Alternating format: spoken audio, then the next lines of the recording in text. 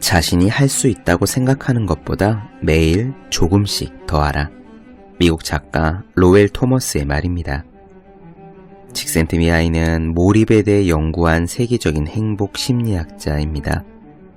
연구 성과를 집대성한 저서 몰입의 즐거움에서 그는 행복에 도달할 수 있는 확실한 방법 한 가지를 알려주었죠. 그 방법은 사랑보다 구체적이고 선행보다 행하기 쉽습니다. 비결은 바로 이거예요. 무엇이 되었던 간에 세상이 여러분에게 기대하는 것보다 조금 더 하라. 제가 초등학교 1학년 때 일입니다. 선생님은 매일 시험지 뒷면에 받아쓰기 10개씩을 해오라는 숙제를 냈어요. 어느 날인가 자를 대고 공책에 받아쓰기 할 칸을 그리다가 실수로 몇 개를 더 만들어 버렸습니다. 어린 나이에도요, 딱 10개의 단어만 쓰고 빈자리를 남기자니 어쩐지 내키지 않았던 모양입니다. 그래서 저는요, 남은 자리에도 마저 단어를 채웠습니다. 이상했어요. 갑자기 기분이 좋아졌습니다. 10개를 넘어 11개가 되는 순간 저는 의무가 아닌 자발성의 영역에 발을 들여놓았기 때문입니다. 그리고 그때 저는 처음으로 자발적으로 조금 더 하는 즐거움을 한 스푼 맛보았습니다. 방 청소든 리포트든 친구에게 쓰는 생일 편지든 의무라고 생각하는 수준보다 아주 조금이라도 자발적으로 더 해봅시다. 가슴속에서 즐거운 비명이 깍 하고 울릴 겁니다. 그리고 그 비명은 공부에 있어서도 예외가 아니죠. 저는 나중에 하루에 100개씩 받아쓰기를 해갔습니다. 물론 숙제는 여전히 10개였지만 말입니다. 365 공비타민, 세상 기대하는 것보다 조금 더 의한 대목으로 시작합니다.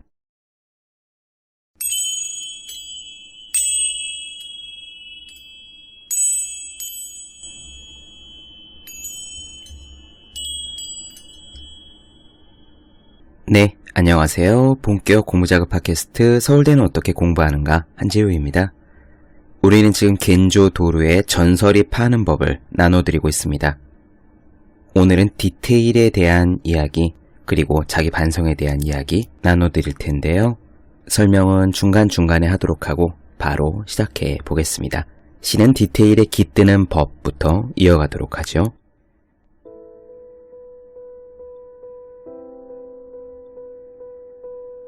일을 잘 못하는 사람에게는 반드시 공통점이 있다. 사소한 일이나 눈에 띄지 않는 사람을 소중히 여기지 않는 거다. 그런 사람이 큰 일을 해낼 리가 없다.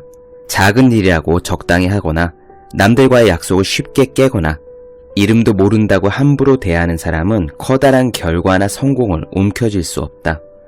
혼자만 외로운 늑대처럼 활동할 생각이라면 사소한 약속을 지키지 않고 별 볼 일 없는 사람을 소중하게 여기지 않아도 일은 잘 굴러갈지 모른다. 하지만 수많은 사람과 관계하면서 일을 한다면 다른 사람에 대한 상상력은 필수 항목이다. 한 명 한 명과 마주하며 작은 프로젝트를 하나씩 꼼꼼하게 성공시키는 사이에 신뢰가 쌓이고 큰 성공으로 이어진다. 예전에 어느 호텔을 걸어가고 있는데 젊은 사업가가 갑자기 말을 걸어온 적이 있다. 저는 누구누구입니다. 어떤 사업을 하고 있고 주식 상장도 예정되어 있습니다. 라는 식의 인사를 쏟아냈다. 상대가 명함을 갑작스럽게 내밀어 와서 당황스러웠지만 나도 공손하게 명함을 교환했다. 당시 그 사업가와 함께 있던 부하 직원에게서 메일이 왔기에 성의를 담아 회신 메일을 보냈다. 그런데 정작 사업가 본인에게서는 이후 아무런 연락도 없이 감감무소식이었다. 호텔 안을 지나가는 와중에 갑자기 말을 거는 바람에 가는 길도 멈추고 명함까지 교환했는데 예의 없는 태도에 어이가 없었다.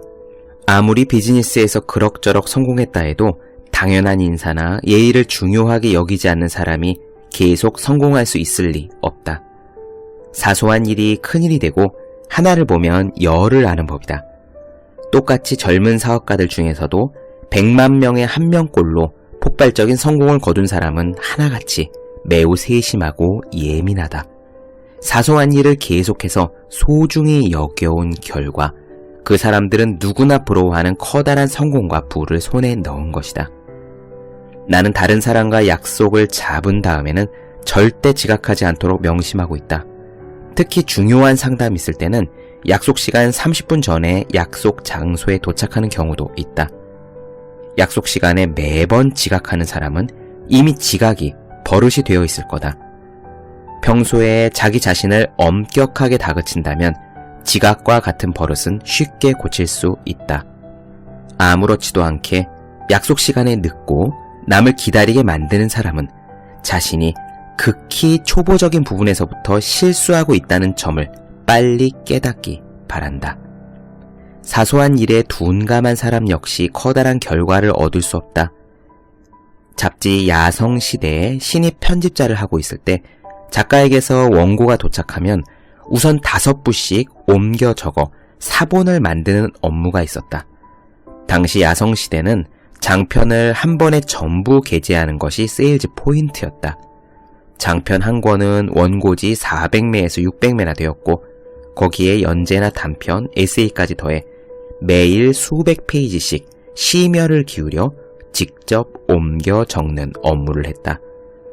요즘같이 단번에 수십 장씩 처리할 수 있는 편리한 복사기가 없었던 시절이지만 업무를 맡은 반년 동안 나는 단 한 장의 실수도 없었다는 자부심이 있다. 나는 한 가지 아이디어를 떠올렸다. 개인용으로 원고를 한 부씩 더 옮겨 적기로 한 것이다. 그리고 시간이 빌 때 원고를 읽으면서 나라면 이렇게 고치겠다라고 멋대로 교정을 보기 시작했다. 완성되어 나온 잡지를 읽어보면 고쳐야 된다고 생각했던 부분이 하나도 고쳐져 있지 않았다. 선배 편집자의 대충 넘어가는 버릇이나 스타일도 거기서 눈치챌 수 있었다. 말하자면 당시의 원고를 옮겨 적으며 나만의 비밀 훈련을 한 덕분에 나는 편집자로서 단련될 수 있었던 거다. 별 볼 일 없는 소박한 잡일이라도 마음먹기에 따라 황금 같은 일로 바뀐다. 나는 항상 사소한 일에 미련이 남고 작은 것에 상처받고 별것 아닌 일로 고민하는 성격이라서 다행이라고 생각한다. 유명해지든 일시적으로 성공하든 상대방에 대한 상상력을 발휘해서 사소한 약속이라도 반드시 지켜라. 눈에 띄지 않는 사람이라도 소중히 여겨라. 작은 기획이라도 열심히 몰두해라. 소박하고 눈에 띄지 않는 일이라도 제대로 완수해라. 모두 마음먹기에 따라 쉽게 실천할 수 있는 일들이다. 피가 나올 만큼의 압도적인 노력이 필요한 것도 아니다. 사소한 일을 소중히 여기기만 해도 인생은 크게 바뀐다. 신은 디테일에 깃드는 법이다. 네, 이 부분 어떻게 들으셨습니까? 일을 잘하는 사람은 실수가 없죠. 디테일에 강합니다. 꼼꼼한 부분까지 생각하기 때문입니다. 이 말은요, 작은 부분에만 강하다는 것과는 다릅니다. 작은 부분에도 강하다는 거죠. 제 예전 이야기 잠깐 들려드리겠습니다. 예전에 어떤 분이 이 팟캐스트를 통해서 제가 학교 다닐 때 어떻게 공부했는지를 틈틈이 소개해주면 좋겠다라고 말씀하신 적이 있었는데 체계적으로 말씀드릴 거는 사실 없고요. 이렇게 틈틈이 떠오르는 대로 이야기를 드릴 수는 있을 것 같아요. 실수에 관해서 떠오르는 것이 있습니다. 제가 실수를 처음 했던 것은 초등학교 2학년 때 산수시험이었어요. 그때는 슬기로운 생활인가 아마 과목이 그랬을 겁니다. 시험지 1번 문제에 2 빼기 0이라는 문제가 있었는데 제가 0이라고 답을 썼어요. 나중에 어머니한테 엄청 야단을 맞았죠. 실수를 했다고 말입니다. 그 뒤로요 저는 시험을 볼 때마다 검토를 철저하게 했습니다.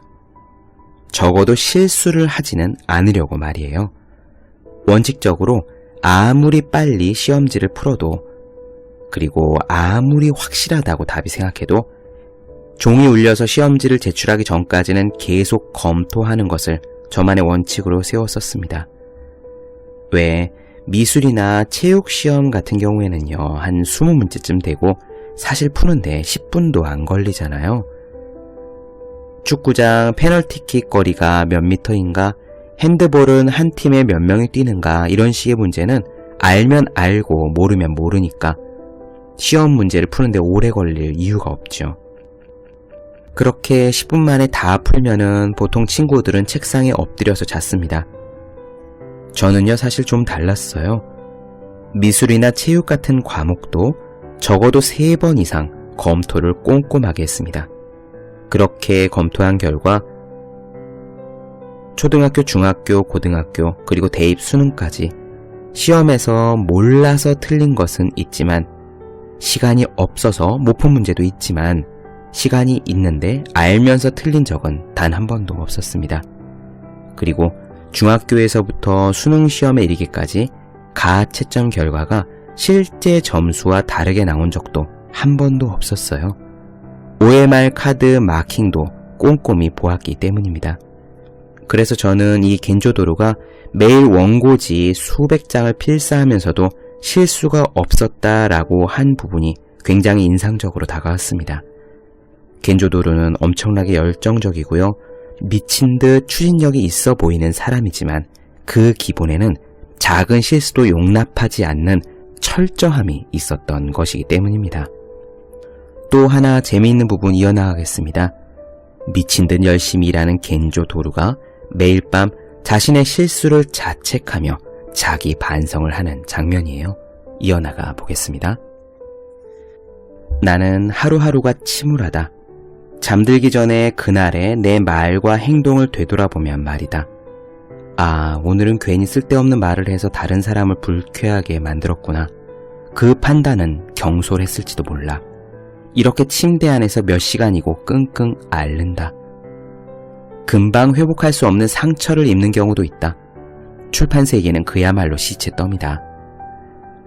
내 회사라고 해서 내는 책마다 전부 수만 부, 수십만 부씩 팔리며 히트하는 것은 아니다.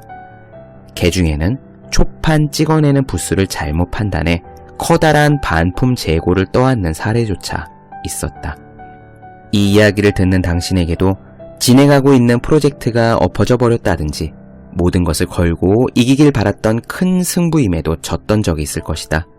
좀처럼 회복할 수 없는 상처를 입었을 때 나는 억지로 기분을 전환하지 않는다. 침울해졌을 때의 대처법은 무엇일까? 슬럼프의 원인을 어물쩍 넘기려 하지 말고 철저하게 침울해져라. 침울해지고 또 침울해지고 끝까지 침울해진 다음에 자기 자신을 마주하는 것이다. 마작 방랑기라는 책을 쓴 작가 아사다 데스야 씨에게 마작과 인생 철학을 여러 차례 배운 적이 있다. 언젠가 아사다 씨가 내게 전해준 말을 아직까지도 잊을 수 없다. 겐조, 자네는 100만원을 들고 경마장에 갔다가 70만원쯤 잃은 시점이 오면 승부에 졌다고 생각할 테지만 그건 착각이라네. 99,000원을 잃었어도 승부는 결정된 것이 아니야. 마지막 1,000원을 주고 산 마권이 당첨되어 그것이 150만원, 200만원으로 불어나는 경우도 있어. 승부는 100만원을 전부 다 썼을 때야 결정되는 것이지. 도박에 열광하며 도박의 모든 것을 바친 아사다 씨이기에 가능한 특별한 조언이다. 아사다 씨가 말하고 싶었던 것은 물론 신세를 망치면서까지 도박에 열중하라는 의미는 아니다. 모든 것은 과정이라는 인생 철학이다. 비즈니스든 도박이든 승부는 마지막까지 알 수 없는 법이다. 이겼다고 크게 기뻐하는 것도 어리석고 패배가 이어진다고 해서 이제 내 인생은 끝장이다 라고 비관하는 것도 바보 같은 짓이다. 인생을 살다 보면 슬럼프 따위는 얼마든지 올 수 있다. 하지만 슬럼프에서 빠져나오는 방법이나 요령, 노하우는 없다. 침울해져 있는 자신과 대치하고 슬럼프에 온몸을 흠뻑 담근 다음에 기세 좋게 뛰어오르면 되는 것이다. 무엇을 하든 무의미한 시간 같은 것은 없다. 흘려보낸 시간은 반드시 나중에 살아서 돌아온다. 당장은 무의미한 시간인 것 같아도 흘러갔던 시간은 반드시 의미를 지니고 돌아온다. 현재 생기는 일은 늘 정당하다. 한번 크게 실패하면 누구든 자신감을 잃어버린다. 오랜 슬럼프를 겪은 운동선수는 어떻게 슬럼프를 극복할까? 철저하게 밑바닥까지 내려가 슬럼프를 직시하고 다시 목표를 향해 압도적인 노력을 하는 수밖에 없다. 압도적 노력은 바위도 뚫는다. 나는 이만큼 노력했다. 할 수 있는 것은 전부 했다. 라고 자기 자신을 다독이고 싸움에 임하면 된다. 자신을 직시하며 얼버무리지 말고 괴로운 길을 선택해 나아가다 보면 분명 결과는 나온다. 압도적 노력에서 비롯된 결과가 10이 모였을 때 당신은 주변 세계를 움직이기 시작할 것이다. 압도적 노력에서 비롯된 결과가 100이 모였을 때 업계에서 당신의 평가가 확고하게 정해진다. 압도적 노력에서 비롯된 결과가 1000이 모였을 때 당신은 살아있는 전설적인 인물이 된다. 슬럼프가 왔다면 철저하게 빠졌다가 압도적 노력과 함께 다시 기어 올라오기 바란다. 네, 슬럼프에 대한 이야기 어떻게 들으셨습니까? 마지막으로요, 슬럼프에 빠졌을 때 어떻게 헤어나오면 좋은가에 대해 겐조도루의 직설적인 일침 한번 들어보겠습니다. 그는 대놓고 이렇게 말합니다. 돈이 전부다 라고요. 돈이 전부다 라는 말이 어떻게 들리실지 모르겠습니다. 저도 겐조도루가 어떤 인물인지 잘은 모르지만요. 적어도 이 글에서 그 의미가 돈으로 온갖 나쁜 짓을 할 수 있고 사람보다 돈이 중요하다 라고 느껴지지는 않았어요. 다른 편에서 겐조도루는 사람 간의 의리, 보은, 우정 이런 가치를 굉장히 중요하게 여기거든요. 여기서 돈이 전부다 라는 겐조도루의 멘트는 눈으로 볼 수 있는 수치를 목표로 잡으라는 메시지로 들을 수 있을 것 같습니다. 이어가 보겠습니다. 돈이 전부가 아니라는 말은 자기 자신에 대한 변명이다. 나는 일을 시작할 때 돈이 전부다 라는 전제를 달았다. 이 전제를 받아들이고 나는 이 세계의 싸움에 뛰어들었다. 더럽혀졌으면 말할 나위도 없다. 지금도 돈이 전부라고 단언한다. 그렇게 나 자신을 다잡는다. 가끔 돈이 전부입니까? 라는 식의 질문을 하는 사람도 있다. 너무나도 한심한 질문이라 대답하고 싶지도 않지만 확실하게 말해두겠다. 돈이 전부다. 아무리 고생해서 일을 했다 하더라도 반드시 좋은 결과가 나오는 것은 아니다. 모든 비즈니스는 상대방에게 좌우되고 농락당하는 법이다. 이쪽이 좋다고 생각해서 팔더라도 고객이 돈을 지불할 가치가 없다고 간주하면 비즈니스는 실패한다. 인생은 수학이 아니기 때문에 100명이 있으면 100가지 해답이 있다. 해답에 이르기까지 과정이 얼마나 되든지 목표는 단 하나다. 비즈니스는 수학과 비슷해서 성공을 증명하는 해답은 오직 하나뿐이다. 비즈니스에서 성공과 실패의 경계를 가르는 기준은 숫자다. 숫자에 집착한다고 해서 그 사람이 돈과 이익지상주의에 지배당하고 있는 것은 아니다. 세상을 좋게 만들고 싶다, 사회에 공헌하고 싶다고 말하는 젊은 창업가들이 있는데 나는 이런 말들이 실속 없게 느껴진다. 돈을 버는 것은 좋은 것이다. 얼마나 벌었는가 라는 숫자에 엄격하게 집착하지 않으면 뚜렷한 결과 같은 것이 나올 리가 없다. 나는 인구 14억의 중국이나 12억을 넘는 인도가 아니라 신흥국 스리랑카에 관심을 갖고 현지의 마이크로 파이낸스 회사에 투자하고 있다. 스리랑카에서는 가난한 사람들에게 돈을 대출해주며 창업을 장려하거나 간의 수공업을 통해 대출금을 갚게 하는 금융업이 번성해 있다. 물론 이익을 내는 것은 금융업자지만 대출로 돈을 버는 것은 사회를 위해서이기 때문에 좋은 것이다 라는 사고방식이다. 융자 덕분에 생활이 궤도에 오른다면 돈을 대출해 주는 쪽도 대출 받는 쪽도 함께 이익을 낼 수 있다. 스리랑카에서는 누구든지 돈벌이는 좋은 것이다 라고 믿는다. 자기들이 이익을 올리는 것은 곧 세상 사람들을 위한 일이기 때문이다. 사업가들은 진심으로 돈벌이라는 기업 활동이 곧 사회 공헌임을 확신한다. 이렇게 생각하는 나라는 강할 수밖에 없다. 나는 돈 때문만을 위해 일하고 있는 것은 아니다 라고 말하는 사람은 대체 무엇을 생각하고 있는 것인가? 성공해서 돈을 번다. 얼마나 근사한 일인가? 큰 돈은 피를 뿜어가며 싸워 이기지 않으면 결코 얻을 수 없다. 한 번만이라도 목숨을 걸고 일해보기 바란다. 살아간다는 것은 꼭 아름답지만은 않다. 이익을 내지 않으면 사회 공헌은 불가능하며 사랑하는 사람을 행복하게 해주는 것도 어렵다는 사실을 명심하기 바란다.